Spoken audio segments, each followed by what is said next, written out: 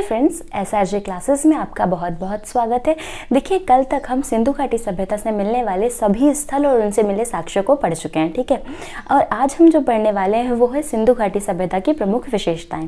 देखिए, जब भी हम किसी सभ्यता के बारे में पढ़ते हैं ना, चाहे वो मेसोपोटामिया की सभ्यता हो, चाहे वो मिस्र की सभ्यता हो, चाहे वो सिंधु घाटी सभ्यता हो, उन सारी सभ्यताओं के बारे में पढ़ने के लिए सबसे इंपॉर्टेंट क्या हो जाता है कि किसी भी सभ्यता के बारे में जब हम पढ़ रहे होते हैं तो हमें साक्ष्य ज़रूरी है कि क्या क्या साक्ष्य मिले, कौन कौन से स्थल उस सभ्यता से संबंधित थे और उसके बाद वो सभ्यता किस प्रकार की थी या उसकी विशेषताएं किस प्रकार की थी। उसी प्रकार से सिंधु घाटी सभ्यता में भी हम धार्मिक विशेषता, आर्थिक विशेषता और सामाजिक विशेषताओं को पढ़ते चलेंगे, ठीक है। देखिए, अब सिंधु घाटी सभ्यता में हम इतनी सारी चीज़ों को देख चुके हैं कि हमें क्या क्या साक्ष्य मिले हैं। उन साक्ष्यों से समझ में आता है कि ये जो सभ्यता थी ये किस प्रकार की सभ्यता थी, ठीक है। तो सबसे पहली बात तो इतना तो हमें पता है कि सिंधु घाटी सभ्यता जो है वो एक नगरीय सभ्यता थी या एक शहरी सभ्यता थी, ठीक है। फिर हम देखते हैं कि अन्य तथ्य कौन कौन से हमें सिंधु घाटी सभ्यता के बारे में पता चलते हैं, ठीक है। तो पिग्गट जो हैं, पिग्गट एक इतिहासकार हुए हैं, उनके द्वारा मोहनजोदड़ो और हड़प्पा को दो जुड़वा राजधानी का दर्जा दिया गया। मतलब सीधी सी बात है, अगर कभी क्वेश्चन बने कि मोहनजोदड़ो और हड़प्पा को जुड़वा राजधानी किसने कहा, तो पिग्गट के द्वारा कहा गया। दूसरी बात हम देखते हैं कि सिंधु घाटी सभ्यता में पहली बार कपास का उत्पादन किया गया। इसका मतलब ये हुआ कि विश्व में कपास के उत्पादन के पहले साक्ष्य कहाँ से मिलते हैं, तो सिंधु घाटी सभ्यता से जो है कपास के उत्पादन के साक्ष्य मिलते हैं। अच्छा, ये कॉमन में जो सेंडल लिखा हुआ है इसका मतलब ही कपास है। ये जो है ये एक यूनानी शब्द है, ठीक है। फिर अगली बात देखते हैं हम कि प्रमुख विशेषताएं और कौन कौन सी है। तो सिंधु घाटी सभ्यता वाले जो लोग थे वो लोहे से परिचित नहीं थे। इसके साथ साथ घोड़े, गाय और शेर से ये सभ्यता वाले बिल्कुल भी परिचित नहीं थे। ये सिर्फ कुछ ही जानवरों को जानते थे, जिसमें कि मछली, घड़ियाल, बंदर आदि का जो अंकन है इनकी मुद्राओं में मिलता है, जिससे पता चलता है कि ये इन जानवरों को जानते थे। परंतु गाय के कोई साक्ष्य सिंधु घाटी सभ्यता में नहीं मिलते, न ही उसे वहां पे पवित्र माना गया, ठीक है। उसके साथ साथ में हम देखते हैं कि सिंधु घाटी सभ्यता वाले जो थे वहां पे देवदासियों का प्रचलन था। देवदासियों का प्रचलन कैसे हमें पता चला, तो देखिए याद कीजिए कि हड़प्पा जो है, हड़प्पा से हमें एक कांस्य की नर्तकी की मूर्ति मिली थी। इस नर्तकी की मूर्ति को देखने के बाद ऐसा अंदाज़ा लगाया गया कि शायद इस सभ्यता में देवदासियों की उपस्थिति होती होगी। रही बात घोड़े के, देखिए घोड़े के साक्ष्य सिंधु घाटी सभ्यता से दो स्थलों से मिले हैं। पहला है सुतकांगेडोर और दूसरा है हमारा लोथल। लोथल से घोड़े के साक्ष्य जरूर मिले हैं, लेकिन घोड़े के अस्तित्व को इस सभ्यता में नकारा गया है। इसका मतलब ये है कि हो सकता है कि घोड़ा कोई जानवर रहा हो, पर इन सभ्यता वालों को नहीं पता था कि ये घोड़ा है, क्योंकि उसके अवशेष जरूर मिले हैं, लेकिन इस सभ्यता में कहीं भी घोड़े के साक्ष्य नहीं मिले हैं, ठीक है। फिर अगला हम देखते हैं कि लिपि। सिंधु घाटी सभ्यता की जब लिपि की बात की जाती है तो इसकी लिपि जो थी वह भाव चित्रात्मक लिपि थी। देखिए, भाव चित्रात्मक लिपि क्या होती है समझ के चलिए। जो हम आजकल ये व्हाट्सएप पे जो हमारी इमोजी चलती है ना, जैसे आप बिना ही बोले सब कुछ समझ जाते हैं। अगर हमने ऐसी इमोजी बनाई इसका मतलब है हम खुश हैं, ऐसी बनाई तो इसका मतलब है हम उदास हैं। तो सिंपल सी बात है कि भाव चित्रात्मक लिपि वो होती है जिस लिपि को देखने के बाद ही आपको भाव पता चल जाए कि यार इसका भाव क्या था, है ना। तो सिंधु घाटी सभ्यता वाले जो थे उनकी लिपि जो थी वह भाव चित्रात्मक लिपि थी, ठीक। अब हम देखते हैं मेसोपोटामिया की सभ्यता। सिंधु घाटी सभ्यता जो है वो मेसोपोटामिया की सभ्यता के समकालीन सभ्यता थी। हम ये नहीं बोल सकते कि मेसोपोटामिया से यह मेल खाती थी, क्योंकि मेसोपोटामिया की सभ्यता जो थी वह ग्रामीण सभ्यता थी। हाँ, लेकिन मेसोपोटामिया के जो पश्चिमी भाग है वहाँ पे जो सभ्यता विकसित हुई उससे सीधे सीधे सिंधु घाटी सभ्यता जो है वो मेल खाती थी। फिर अगला देखते हैं सड़कों की जब बात की जाती है तो सिंधु घाटी सभ्यता की जो सड़कें थी वो एक दूसरे को समकोण पर काटती थी, चौड़ी सड़कें बनाई गई थी और जल निकासी व्यवस्था बहुत ही सुदृढ़ थी। सिर्फ एक ही जगह पे जल निकासी व्यवस्था नहीं थी, जो कि थी बनावली, जो बिल्कुल भी अच्छे से बना नहीं था, ठीक है। ये हम पढ़ चुके हैं। फिर अगली जो विशेषता है वो है मृत भांड। सिंधु घाटी सभ्यता में गैरिक कलर के गैरिक मृत भांड पाए गए। गैरिक का मतलब होता है लाल रंग के। मिट्टी के जो बर्तन होते हैं उन्हें मृत भांड कहा जाता है। तो सिंधु घाटी सभ्यता में लाल रंग के मृत भांड पाए गए, ठीक। फिर हम देखते हैं जब सिंधु घाटी सभ्यता के अन्य सारे तथ्य खत्म हो जाते हैं उसके बाद हम देखते हैं कि धार्मिक को, देखिए जब हम देखते हैं कि सिंधु घाटी सभ्यता में धार्मिक विशेषताएं कौन कौन सी, तो पहली बात हमने देखा था कि हड़प्पा से यहाँ पे मातृ देवी की प्रतिमा मिलती है। हड़प्पा से प्राप्त मातृ देवी की प्रतिमा से ये साक्ष्य मिलते हैं कि ये जो सभ्यता है यहाँ पे मातृ सत्तात्मक समाज रहता होगा, है ना।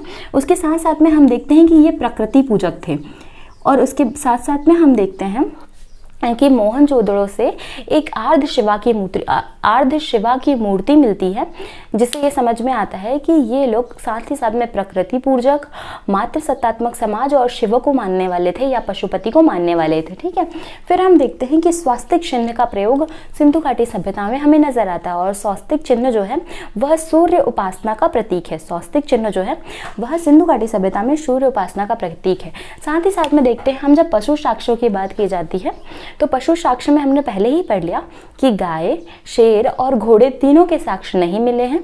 इसके साथ ही साथ में घड़ियाल, मछली, कुत्ते और इन सभी जानवरों के साक्ष्य मिले हैं, और साथ ही साथ में हड़प्पा सभ्यता की अधिकतर मुद्राओं में एक श्रृंगी पशु के साक्ष्य मिले हैं जिसकी एक सींग होती थी। ठीक है, ये हो सकता है कि ये भारतीय गेंडे जैसा कुछ हो या यूनिकॉर्न जैसा। फिर हम देखते हैं अग्निकुंड। अग्निकुंड के साक्ष्य धार्मिक विशेषताओं में देखते हैं कि अग्निकुंड के साक्ष्य कहाँ से मिले, तो हमें याद होगा कि कालीबंगन से अग्निकुंड, वेदिकाओं के साक्ष्य और साथ ही साथ में कर्मकांडों के साक्ष्य जो हैं वो हमें कालीबंगन से प्राप्त हुए। इसका मतलब यह है कि सिंधु घाटी सभ्यता वाले जो हैं वो अग्निकुंड, वेदिकाएं और कर्मकांडों में विश्वास रखने वाले थे, मतलब धार्मिक चीज़ों में ये विश्वास तो रखते थे, परंतु इस समय में इतना ज़्यादा धार्मिक कर्मकांड जो है वह विकसित नहीं हुए थे, है ना। फिर उसके बाद हम देखते हैं सामाजिक। देखिए, जब हम आते हैं सिंधु घाटी सभ्यता की सामाजिक विशेषताओं में जब आते हैं तो हम देखते हैं कि यह सभ्यता जो थी यह पूर्ण रूप से नगरीय सभ्यता थी।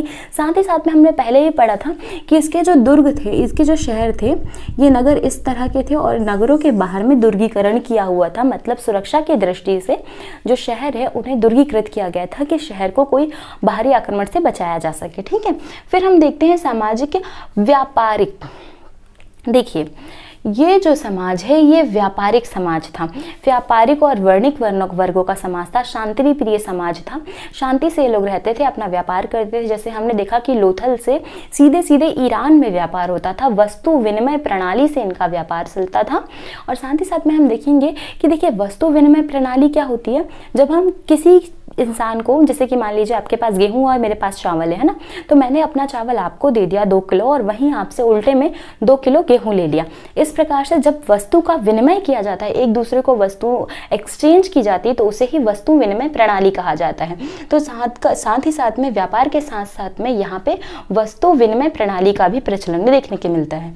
फिर हम देखते हैं यह शांति प्रिय समाज था। जब शवों की बात की जाती है तो इस समाज में शवों को 3 प्रकार से शवों का निस्तार किया जाता था, ऐसा बोल सकते हैं। जैसे देखिए, शवों को दफनाने के साक्ष्य कहाँ से मिले हैं, तो आपको याद होगा हड़प्पा से हमें एक कब्रिस्तान मिला है जिसका नाम है RH-37, है ना। तो हड़प्पा से जो कब्रिस्तान मिला है RH-37, उसमें हमें पता चला कि शवों को यहाँ पर दफनाया जाता था। वहीं मोहनजोदड़ो से हमें शवों को जलाने के साक्ष्य मिले हैं। लाशों का ढेर कहाँ से मिला है, तो मोहनजोदड़ो से, क्योंकि इसी कारण से मृतकों का टीला भी कहा गया था, है ना। तो लाशों का ढेर कहाँ मिला है, तो मोहनजोदड़ो से, मृतकों का टीला मोहनजोदड़ो। ठीक है, तो हमने ये देख लिया कि शवों को 3 प्रकार से किया जाता था। पहला हो गया हमारा दफनाना, फिर हो गया जलाना।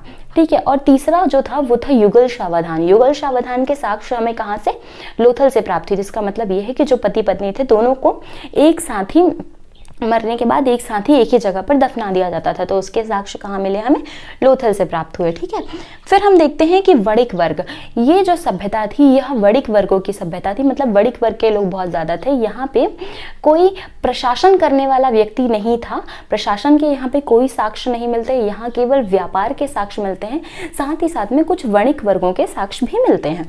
फिर हम देखते हैं कि शवाधान की बात, शवाधान की हमने पहले ही बात कर ली कि युगल शवाधान मिले हैं।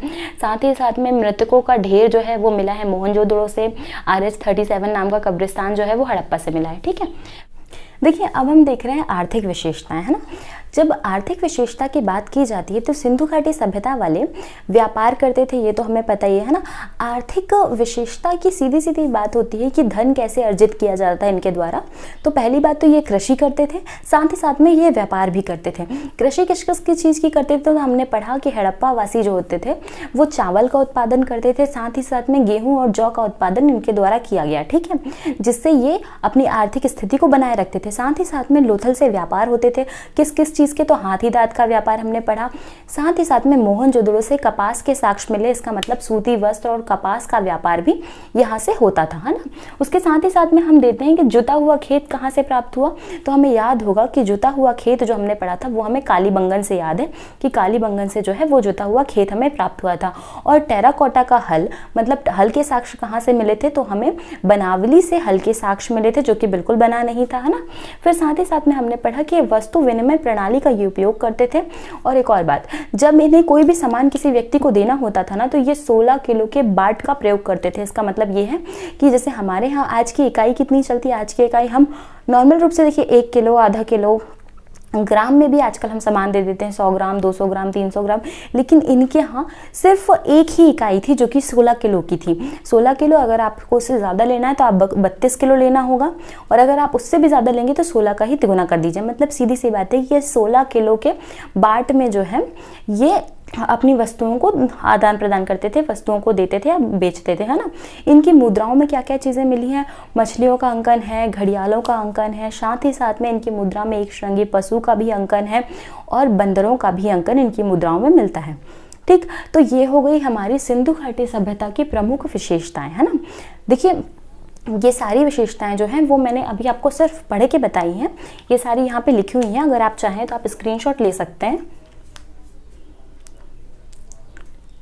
देखिए अब हम क्या करने वाले हैं, ये सारी विशेषताएं जो हैं, जो हमने अभी पढ़ी हैं, उनको मैं एक बार रीड करने वाली हूँ, जिससे आपको हल्का हल्का दिमाग में बैठ जाए। ठीक है, देखिए सबसे पहले हमने अन्य तथ्य कौन कौन से पढ़े। सबसे पहले हमने पढ़ा कि सिंधु घाटी सभ्यता वाले, देखिए शुरू से हम कवर कर रहे हैं, जो भी चीज़ें हमारी छूटी होंगी वो इस पर कवर हो जाएंगी। ठीक है, सबसे पहले देखिए सिंधु घाटी सभ्यता कहाँ विकसित हुई, तो भारत के उत्तर और पश्चिम में सिंधु घाटी सभ्यता विकसित हुई, सिंधु नदी और उसकी सहायक नदियों के किनारे। ठीक है, ये सभ्यता किस प्रकार की थी, तो ये सभ्यता जो थी त्रिभुजाकार थी, शहरी सभ्यता थी, साथ ही साथ में लगभग 13 लाख वर्ग किलोमीटर में ये फैली हुई सभ्यता थी, है ना। उसके साथ ही साथ में हम देखते हैं कि सिंधु घाटी सभ्यता से जो पहला खोजा गया स्थल था वो हड़प्पा था, दूसरा मोहनजोदड़ो था, और उसके बाद लगातार बहुत सारे स्थल मिलते गए, है ना। स्वतंत्रता के पश्चात भारत में जो सिंधु घाटी सभ्यता से संबंधित सर्वाधिक स्थल मिले हैं, जो हमें मिले हैं, वो है गुजरात से। ठीक है, हमने सिंधु घाटी सभ्यता का उत्तर, दक्षिणी, पूर्वी और पश्चिमी भाग पढ़ लिया था कि कौन कौन से शहर आते हैं। आपको याद होगा एडी सम बराबर एडी, सुतका गेंडोर, डी से दैमाबाद और ए से आलमगीरपुर और मांडा। ठीक है, अब देखिए अब सिंपल सी बात है, हम क्या करेंगे, हम पढ़ रहे हैं, थोड़ा आगे तक चलते हैं, है ना। अब देखिए सिंधु घाटी सभ्यता में क्या क्या चीज़ें हमें स्पेशली दिखाई दी, जो हमने कभी कवर की कभी नहीं की, है ना। तो हम उन्हें एकदम से मिला के पढ़ते हैं। देखिए सिंधु घाटी सभ्यता में और क्या क्या चीज़ें हमें मिली, तो सिंधु घाटी सभ्यता में हम देखते हैं कि हमें इन सब चीज़ों के साथ साथ में स्वास्तिक चिन्ह दिखाई दिया, जो कि सूर्य उपासना का प्रतीक था। वहीं एक सींग वाले पशु की आकृति मिली, जिसे कहीं कहीं एक श्रृंगी पशु भी कहा गया। साथ ही साथ में एक दाढ़ी वाले पुरोहित की मूर्ति मिली, जिसे कहीं कहीं पे भगवान पशुपति की मूर्ति और आर्ध शिवा की मूर्ति कहा गया। साथ ही साथ में हमने देखा कि 3 मुंह वाले शिव की मूर्ति मिली है, जिनके तीनों तरफ मुंह है। और उसके साथ साथ में हमने देखा कि यहाँ से एक कांच की नर्तकी की मूर्ति मिली है, जिसकी नाभि से एक कांच की नर्तकी की मूर्ति मिली है। और इसके साथ साथ में देखा कि मातृ देवी की मूर्ति मिली है, जिनकी नाभि से एक पौधा निकल के जा रहा है। इसका मतलब है कि समझ में ऐसा आता है कि ये कहीं ना कहीं प्रकृति पूजक रहे होंगे। उसके साथ साथ में हम देखते हैं कि ये शहरी सभ्यता तो थे ही, प्रकृति पूजक भी थी, और इसके साथ साथ में ये मात्र सत्तात्मक समाज था। मतलब यहाँ पे पुरुष की तुलना में माँ को या माताओं को ज़्यादा अधिकार प्राप्त थे। ठीक है, मतलब इस समाज में माताओं की स्थिति पुरुष की अपेक्षा बहुत ज़्यादा अच्छी थी। ठीक है, साथ ही साथ में हमने देखा कि यहाँ पे पशुपालन के भी साक्ष्य मिले हैं। और साथ ही साथ में हम देखते हैं कि किस पशु को यहाँ पे पाला गया था। तो सीधी सी बात है, क्योंकि रोपण से देखिए कुत्ते के साथ मानव को दफनाने के साक्ष्य मिले, मतलब कुत्ते को यहाँ पे पाला गया। व्यापार की दृष्टि से देखें तो कपास का व्यापार होता था, साथ ही साथ में हाथी दांत का व्यापार होता था, है ना। उसके साथ में अगर हम और भी चीज़ें देखें तो ईरान या फारस की जो मुद्रा है वो हमें कहाँ से, तो लोथल से प्राप्त हुई। ऐसे करके अगर हम समझते हैं तो सिंधु घाटी सभ्यता हमारा पूरा भाग ऑलमोस्ट कवर हो चुका है।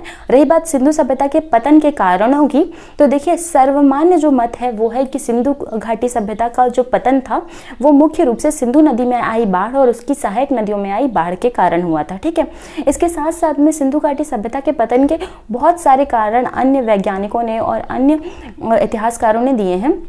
जो थोड़े से टफ हैं, तो हम क्या करेंगे, हम अलग से 5 मिनट या 6 मिनट की वीडियो बनाएंगे, जिससे ट्रिक के माध्यम से हम उन तथ्यों को और उनके जो बातें कही गई थी उन्हें हम ट्रिक के माध्यम से याद करने की कोशिश करेंगे, है ना।